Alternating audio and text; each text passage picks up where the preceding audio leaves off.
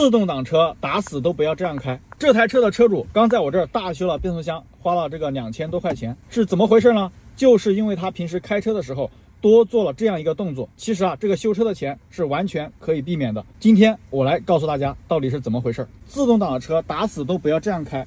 有很多新手司机在开这个自动挡车的时候，车子刚停稳，他就把这个档位直接从 D 档给它挂到 P 档去了。其实这个操作大错特错，因为你车子刚停好，你就把档位挂到 P 档，那此时整车的受力点都在这个 P 档的锁止齿轮上边。咱们下次再来用车的时候，你会发现这个档位从 P 档挂出来非常难挂，勉强挂进去也会听到咔嚓一声。这样的话，时间久了，你这个 P 档的锁止齿轮就非常容易磨损，导致这个变速箱出问题。那正确的停车方法到底应该是什么样的呢？今天我来告诉大家。但是进来看我视频的帖子，你要是方便的话，把这个手上免费的小心心帮我点一下，是不是？它也不费什么事儿。说实话，我每天坚持给大家分享一些正能量的段子，分享一些用车养车方面的知识，确实也很不容易。所以说大家方便的话，还是点一下，好吧？但是你要是实在不方便，那也拉倒，本人也表示感谢。好，咱们废话不多说啊，马上开始。咱们平时开车，当车子停稳后，这个档位不是在 D 档吗？咱们轻轻一推，先给它推到 N 档，然后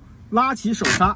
此时整车的受力点就在这个手刹上边，而不是在变速箱上边。拉起手刹之后，然后咱们再轻轻的一推，把档位给它推到 P 档，这样就 OK 了。如果你这样操作的话，说实话，只要你的车正常来开，正常来保养，你这个变速箱终身免维护，都不需要花钱去修。怎么样？是不是特别实用？我每天都会给大家分享一些免费的用车养车方面的知识啊。为了防止你以后需要我的时候找不到我，咱们双击屏幕点。